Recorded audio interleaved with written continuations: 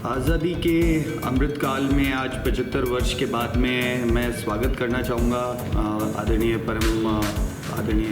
प्रधानमंत्री मोदी जी का कि उन्होंने 8 वर्ष जो उनके रहे हैं वो अंत्योदय की जो योजनाएं हैं उन्हीं पर आधारित रहे हैं। जो गरीब पिछड़ा वर्ग जो अभी तक अछूता रहा था उनको आगे लाने के लिए, मुख्य धारा में शामिल करने के लिए, युवाओं के लिए, आने वाली पीढ़ी के लिए, महिलाओं के लिए और जिनके पास में अभी तक आशियाने और मूलभूत सुविधाएं भी नहीं थी, उनको ये मूलभूत सुविधाएं देने वाला बजट है। और अभूतपूर्व बजट कहूँगा मैं इसको आने वाले वर्ष के लिए 2023-24 के इस बजट में वित्त मंत्री निर्मला सीतारमण जी द्वारा संसद में पेश किए गए इस केंद्रीय बजट का मैं स्वागत करता हूं। यह देश को विकास संभावनाओं को और बढ़ावा देगा और नई ऊंचाइयों तक पहुंचाने का काम करेगा। आप देखें कि भारत की ग्रीन ग्रोथ को भी यह बहुत आगे ले जाने वाला बजट है। भारत का जो पूर्ण अभी G20 के अंदर भी आप देखेंगे तो केंद्रित रहा तो ग्रीन ग्रोथ पर रहा है। तो भारत विश्व के अग्रणी देशों में आके खड़ा होगा जब कि ग्रीन ग्रोथ की बात की जाएगी। जैसलमेर भी उसमें मुख्य धारा में शामिल है। आप देखेंगे कि हर क्षेत्र के लिए कुछ न कुछ दिया गया है। बजट विकास को और बढ़ावा देगा। अगले 3 वर्षों में 1 करोड़ किसानों को प्राकृतिक या रासायनिक संतुलित खेती की जाने में सहायता करने को सरकार का निर्णय, और यह मौका एक जो मील का पत्थर है जो किसानों को आगे बढ़ाने के लिए प्रेरित करेगा। हमारा भी यह क्षेत्र किसान आधारित है और जैसलमेर ही नहीं पूरे भारत में अगर सबसे महत्वपूर्ण कोई बात है तो किसानों की है। किसान वर्ग सबसे बड़ा है।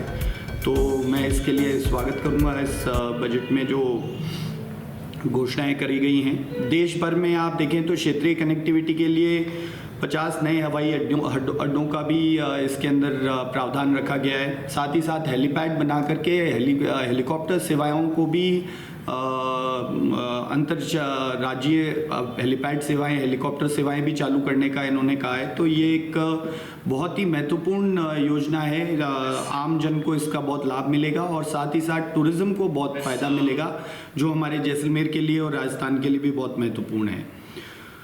पीएम गरीब कल्याण अन्न योजना का जो 1 साल के लिए और बढ़ाना, आप देखें कि कोरोना काल में पूरे विश्व में जहां लोग त्राही मची हुई थी, भारत ने 70-80 करोड़ लोगों को पीएम अन्न योजना के तहत निःशुल्क भोजन प्राप्त कराया। और आज उसे बढ़ावा देना, क्योंकि अभी भी हम कोरोना काल से पूर्ण रूप से निकले नहीं हैं, तो मुख्य धारा में शामिल होते हुए समय लगेगा।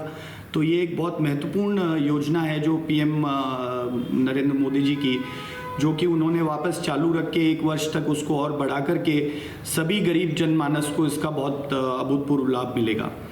सरकार ने आप देखें तो युवाओं के लिए 157 नए नर्सिंग कॉलेज खोले जाने, ये एक बहुत महत्वपूर्ण चीज़ है। हमारे जैसलमेर का भी उसमें स्थान आता है। 47 लाख युवाओं को राष्ट्रीय प्रशिक्षुता प्रोत्साहन योजना का लाभ दिया जाना है। इसके अंदर artificial intelligence, robotics, 3D printing, drone technology के लिए 30 skill India international centre engineering institute में 5G सेवा के साथ 100 लाइब्रेरी भी खोली जानी भारत सरकार की ये योजना है। तो मुझे लगता है कि इसका युवाओं को अभूतपूर्व लाभ मिलने वाला है। युवाओं के लिए रोजगार के नए साधन खुलेंगे और स्किल इंडिया जो प्रोग्राम है वो भी एक मुझे लगता है कि पूरे विश्व में चलने वाला एक अभूतपूर्व योजना है, जो कि सभी को अपने घर में बैठकर सीखकर और आगे अपने खुद के कारखाने खोलने के लिए या अपने खुद के कार्य स्टार्टअप्स शुरू करने के लिए प्रोत्साहित करता है। तो ऐसे कार्यक्रम युवाओं के लिए और कहीं नहीं चल रहे, तो इसका भी मैं पुरजोर रूप से स्वागत करता हूँ और धन्यवाद देना चाहूँगा पीएम मोदी जी का। प्रधानमंत्री आवास योजना को 66% बढ़ाकर करीब 69,000 करोड़ रुपए 69,000 करोड़ रुपए वापस उन्होंने पीएम आवास योजना में दिए, जो कि वंचितों के लिए मुझे लगता है कि सबसे महत्वपूर्ण कोई चीज़ है। तो आप देखेंगे कि गरीबों को अगर आपके सर पर छत मिल जाए तो उससे महत्वपूर्ण कुछ नहीं। तो ये भी एक बहुत स्वागत योग्य बजट के अंदर घोषणा है।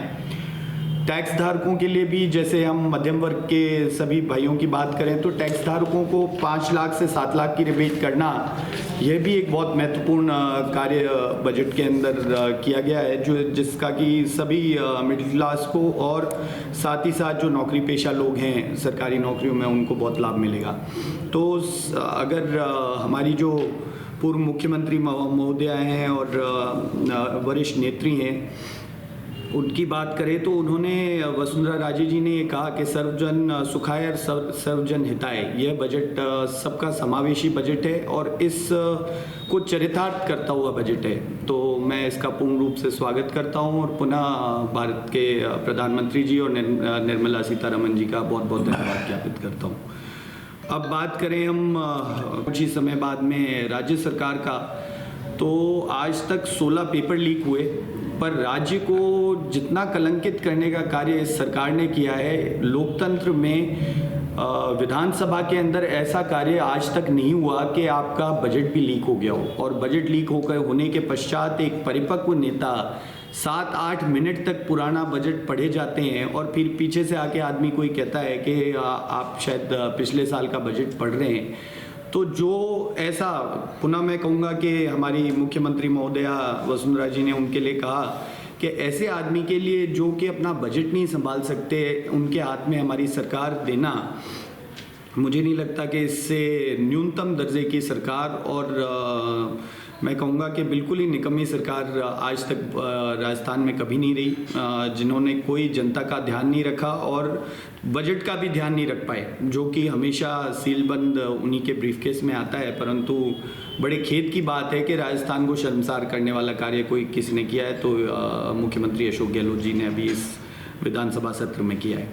और बजट के अंदर आप देखें तो कोई भी चीज़ जनहितकारी, इन्होंने इतनी योजनाएं सुनाई हैं, परंतु आप देखेंगे कि अभी तक जो इन्होंने चुनाव से पहले की बातें करी थी, चाहे वो कर्ज माफ़ी की हो, चाहे युवाओं को भत्ते की हो, चाहे मल्टीपल जो इनकी घोषणाएं हैं, 80% योजनाएं आज तक धरातल पर नहीं आई हैं। तो आखिरी वर्ष में आप 3,000 करोड़ 30,000 करोड़ इनके बजट आप दिखा करके लोगों को लोक लुभावने, और अब आप लोगों को इसमें बरगला नहीं सकते। जनता ने अपना मानस बना लिया है। मुझे लगता है कि 170 से 180 सीटें भारतीय जनता पार्टी की आएंगी, जो कि इनके खुद के नेता और इनके मंत्री भी कहते हैं कि अब की बार हम इनोवा में या फॉर्चूनर में बैठ करके हमारे जितने भी MLAs हैं वो जाएंगे।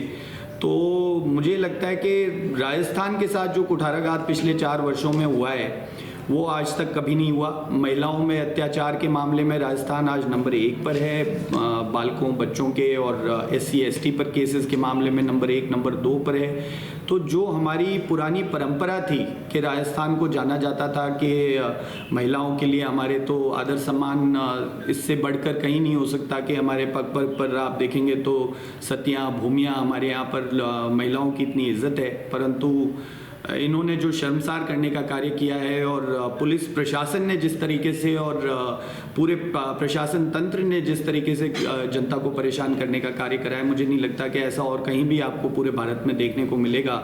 और राजस्थान में इनकी आपसी लड़ाई के समय आपने देखा कि जैसलमेर में आके 7 सितारा होटलों में ये लोग बैठे रहे और जनता की सुध लेने का काम ना उस समय किया जबकि टिड्डी का प्रकोप था, और हमारे यहाँ के किसान लगातार जूझते रहते हैं, परंतु इन लोगों ने एक ने भी बाहर निकल के जनता की सुध लेने का काम नहीं किया। यहाँ बैठे रहे 1 महीने तक, इन्होंने आनंद लिए होटलों के, और जाने के पश्चात भी ये दूसरे होटलों में बैठे रहे। कई समय तक ये सरकार पूर्ण रूप से होटलों के माध्यम से चली।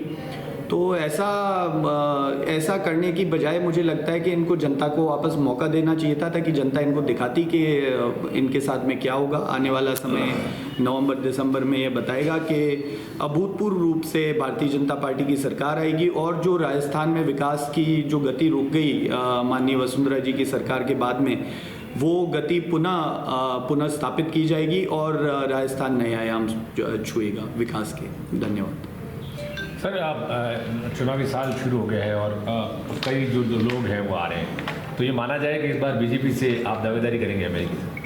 दावेदारी तो मैं पिछले चुनाव में भी करी थी और दावेदारी प्रबल रूप से है। आगे जनता और पार्टी का जो निर्णय होगा वो सर्वमान्य होगा। जिनके साथ जिनको भी पार्टी का सिंबल पार्टी देगी उनके साथ हम कंधे से कंधा मिलाकर मैं पिछले 3 चुनावों से लगातार सबके साथ रहा हूँ, चाहे वो प्रमुख के चुनाव हों, चाहे पोखरण के चुनाव हों, चाहे जैसलमेर के चुनाव हों। जहाँ भी पार्टी ने बोला, जिनको भी टिकट दिया, उनके साथ मैंने पूर्ण निष्ठा के साथ में कार्य किया है और पार्टी के हित में कार्य लगातार मैं करता रहा हूँ, चाहे वो म्यूनसिपैलिटी के इलेक्शन हो, चाहे प्रधान प्रमुख के इलेक्शन हो। आप देखें तो सभी जगह मदद करने के लिए मैं आधी रात को तैयार रहा और वो पार्टी देख रही है जो निरंतर हम कार्य कर रहे हैं पार्टी के हित में, तो वो पार्टी देखेगी और आगे युवाओं को मौका मिलेगा। ऐसे ही हमको सर वोटर्स के बेस पे देखा जाए तो किस तरह से प्रोफाइल पेश करेंगे आप?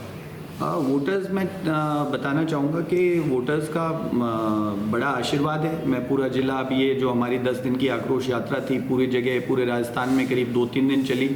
मैं एक भी दिन यहाँ आक्रोश यात्रा से दूर नहीं रहा। लगातार 11 दिन मैं आक्रोश यात्रा में साथ रहा हमारे माननीय जिलाध्यक्ष जी के साथ में।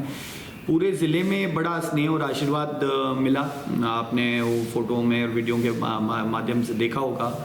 शहर का बहुत बड़ा आशीर्वाद है। सभी वर्गों का शहर में रहने वाले 36 कौम शहर में रहती है। 36 कौम का बहुत ही स्नेह और आशीर्वाद आज ही से नहीं, पीढ़ियों से रहा है और आज भी वो बरकरार है। और यही एक जो हमारा परिवार है, ये एक खुला घर है। आप देखते हैं मैं सुबह आके बाहर बैठता हूँ और लगातार दिन भर लोगों से मिलता हूँ और कोई ऑफिस भी नहीं है, खुले में ही बाहर ही बैठकर मैं सभी के साथ में मंत्रणा करता हूँ, मिलता जुलता हूँ। युवाओं का मुझे लगता है अति स्नेह और आशीर्वाद है, बुज़ुर्गों का बड़ा आशीर्वाद है, मातृशक्ति का भी बड़ा आशीर्वाद है। मेरे वाइफ सोशल वर्क में काफ़ी एक्टिव हैं, मेरे मदर भी काफ़ी धार्मिक प्रवृत्ति के हैं। तो सभी वर्गों का मुझे लगता है कि स्नेह और आशीर्वाद है और जो भी अगर आप देखेंगे सर्वेज हैं या कुछ हैं तो उनमें अच्छे तरह से नाम आगे आएगा।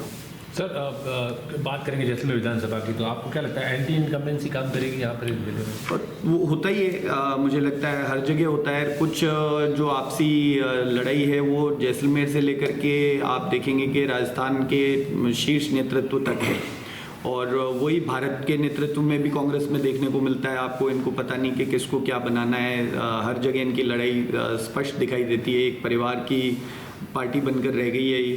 तो लोकतांत्रिक पार्टी नहीं है। तो आप देखेंगे कि लोकतांत्रिक रूप से अगर आप देखना चाहें तो ज़रूर उसका बहुत लाभ मिलेगा। हम लोग जैसलमेर में जो जातिगत समीकरण कैसे भेद पाएगी बीजेपी, क्योंकि मुस्लिम और मेघवाल जो है ये परंपरागत कांग्रेस के वोटर होते हैं, तो जहाँ ये अगर दोनों मिलते हैं तो मतलब बड़ा चैलेंज। कितना मुश्किल लगता है आपको? पिछली बार 35,000 वोटों से जीते कांग्रेस के विधायक यहाँ। कोई देखिए कठिन ज़रूर है।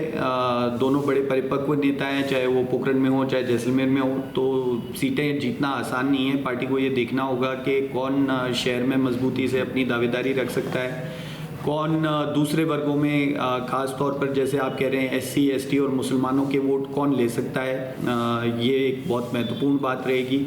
साथ ही साथ OBC के भी वोट कौन संजो सकता है। राजपूतों के वोट, हमारे यहाँ रावणा राजपूतों के वोट बहुत महत्वपूर्ण हैं। तो राजपूत और रावणा राजपूतों का भी जिनको आशीर्वाद मिले ऐसा भी एक बहुत आवश्यक है। परंतु मुझे लगता है कि जनता का जो मुझे देखने को मिलता है और सभी जगह से जो भावना आ रही है तो ज़रूर भारतीय जनता पार्टी दोनों ही सीटें जीती। एक बहुत बड़ा चैलेंज बीजेपी के सामने और भी आ सकता है। जो राजपूत कम्युनिटी है उनमें बिखरा हुआ, मतों में बिखरा हुआ है, छोटे बड़े का भी लफड़ा चलता है और कई मतलब एक जगह में बैठ के राजपूत कम्युनिटी अगर बीजेपी को वोट दें, नहीं देंगे, क्यों नहीं देंगे। मुझे लगता है राजपूत कम्युनिटी में कोई ऐसा बिखराव की बात नहीं है। आप देखेंगे कि पूरा क्षेत्र अभी शादियां और माहौल चल रहा है। तो आप मुझे नहीं लगता कि कोई भी आपको ऐसा लगेगा कि कहीं भी कोई भेदभाव हो रहा है या कोई आ जा नहीं रहे हैं या आपसी कोई सामंजस्य नहीं है या बैठना नहीं है। कुछ नेता कांग्रेस में भी हैं, राजपूत नेता, ऐसी बात नहीं है। परंतु बीजेपी को पिछली बार भी अच्छे संख्या में मत मिले। राजपूतों के मत बीजेपी के साथ ज़्यादा हैं। परंपरागत रूप से राजपूत बीजेपी के वोटर्स हैं। आप देखेंगे कि क्षेत्रों के हिसाब से अगर हमारी बीजेपी की बात करें तो अभी प्रताप सिंह जी को खडाल क्षेत्र से आते हैं, उनको आज ज़िला प्रमुख बनाया हुआ है तन सिंह जी को आप देखेंगे तो सोडा प्रधान बने हैं, तो लख सिंह जी हैं तो वो भी प्रधान हैं आज। तो अच्छा, राजपूतों का 5 हमारे उप प्रधान हैं जैसलमेर के अंदर। भगवत सिंह जी भी हमारे प्रधान हैं वहाँ से, जैसलमेर से जनक सिंह जी हमारे प्रधान हैं जो फतेहगढ़ बसिया क्षेत्र से आते हैं। तो जनता ने सभी को बराबर हिस्सेदारी दी है, पार्टी ने भी सभी को बराबर हिस्सेदारी दी है। तो मुझे लगता नहीं कि किसी भी क्षेत्र में या किसी भी बात में कोई वो है। और पहले आप छोटू सिंह जी, सांग सिंह जी के इलेक्शंस में भी देखेंगे तो सभी ने मिलके वोट किया है, सभी क्षेत्रों ने वोट किया है। तो ऐसा कोई मतभेद मुझे दिखाई नहीं देता। ये जो कांग्रेस पार्टी है ये चाहती है कि ऐसा कुछ दिखे या ऐसा कुछ हो, वो है नहीं। धरातल पर ऐसी कोई बात है नहीं। राजपूत एक हैं और मुझे लगता है पुरजोर रूप से एक साथ रह करके और सीटें दोनों निकालेंगे। एक जो रिलीजियस मुद्दा हुआ था, बड़ा काफ़ी चर्चित मुद्दा था, उसमें भी काफ़ी बिखराव था कई चीज़ों को लेकर। तो ये सब लगता नहीं कि आपको ये बीजेपी के लिए नुकसान हो सकता है? नहीं, ऐसा मुझे कुछ दिखाई नहीं देता। रिलीजियस मुद्दा पार्टी पॉलिटिक्स से बिल्कुल अलग है। जो रिलीजियस कई मुद्दे हो सकते हैं, एक ही जगह की बात नहीं है। कई रिलीजियस मुद्दे आते हैं हर समय। कुछ न कुछ भारत संस्कृति प्रधान, रिलीजन प्रधान देश है, तो यहाँ कुछ न कुछ रिलीजियस एक्टिविटीज़ चलती रहती हैं और उनमें कोई छोटा मोटा ये तो आप को मैं बताना चाहूँ कि एक इंटरनल जो भी संस्था है, संस्था का कार्य है, उसमें कोई पार्टी से या मूल रूप से भारतीय जनता पार्टी को नुकसान हो, ऐसा कोई मुझे दिखाई नहीं देता। क्योंकि सभी लोग एक साथ मिलकर के एक जा जमकर कोई भी निर्णय लेने में सक्षम हैं, परिपक्व लोग हैं सभी। तो ऐसा कोई बड़ा मुद्दा अब आप देखेंगे कि मेरे ख्याल से उसको न्यायालय ने अपने उसमें भी ले लिया है, तो उस पर ज़्यादा टिप्पणी करना भी ठीक नहीं होगा। तो न्यायालय के अधीन है और मुझे लगता है कि जाजम पे भी उसका निर्णय आ जाएगा। सर, आप काफ़ी समय से बीजेपी में हैं और दावेदारी इस बार भी कर रहे हैं कि आपको लगता है कि आपकी जो पारिवारिक पृष्ठभूमि है जो पूर्व राज परिवार की, वो इसमें यूएसपी साबित होगी? ज़रूर होगी। आप देखेंगे वर्षों से, आज पीढ़ियों से, 900 वर्ष यहाँ हो गए, उससे पहले से यहाँ पर जैसलमेर के अंदर पूरा योगदान रहा है छत्तीसी कौम के हित में। लोगों ने बहुत बलिदान दिया। यहाँ पहले आप देखेंगे तो राजाओं की उम्र कोई 35 से 40 वर्ष की रही। आप पूर्व में अगर जब स्टेट नहीं बना था, यूनियन में नहीं हम लोग आए थे, तब तक तो लोगों ने बहुत त्याग बलिदान किया है जैसलमेर के लिए। आज जो ये आप देखेंगे कि खड़ीन पद्धति को लें, हमारे यहाँ जो सबसे महत्वपूर्ण मैं बात करूँ तो जो आपसी सामंजस्य है, चाहे वो बाबा रामदेव जी का मंदिर हो, ऐसा आपको कहीं और नहीं देखने को मिलेगा। 36 कौम जहाँ आ जा सकती है। चाहे हमारे मंगनियार, जो लंगा मंगनियार की आप अगर प्रथा देखें तो मंदिरों में मुसलमान आकर के भजन गा रहे हैं, गीत गा रहे हैं, ऐसा भी आपको पूरे भारत में और कहीं देखने को नहीं मिलेगा। तो ये जो संस्कृति है ये पीढ़ियों से चली आ रही है। लोगों को 36 कौम को साथ लेकर चलना और खुला यहाँ पर आप होली दिवाली देखेंगे तो बड़े एक साथ मिलकर के पूरे शहर के साथ में मिलकर के मनाई जाती है। जो ये हज़ारों सालों से जो परंपराएं चल रही हैं तो ये एक दूसरे को जोड़ती हैं। आज भी इसको लोकतंत्र में अगर आप देखेंगे कि ये प्रेम अपनायत कहीं हमारे यहाँ जो रह गई है तो वो सिर्फ जैसलमेर, बाड़मेर, जोधपुर, इस मारवाड़ के इस क्षेत्र में ही ज़्यादा रह गई है। बाकी जगह वो लोग अपना कल्चर छोड़ते जा रहे हैं, पर यहाँ आज भी लोग एक साथ आप देखेंगे कि मिल कर के रहते हैं, एक दूसरे को नाम से जानते हैं, आस पड़ोस में एक दूसरे के सुख दुख में हर समय तैयार रहते हैं लोग यहाँ के। तो ये एक बहुत महत्वपूर्ण हमारे यहाँ का घटक है और मुझे लगता है कि उसका वो आशीर्वाद जो पीढ़ियों से चला आ रहा है वो आगे भी मिलता रहेगा।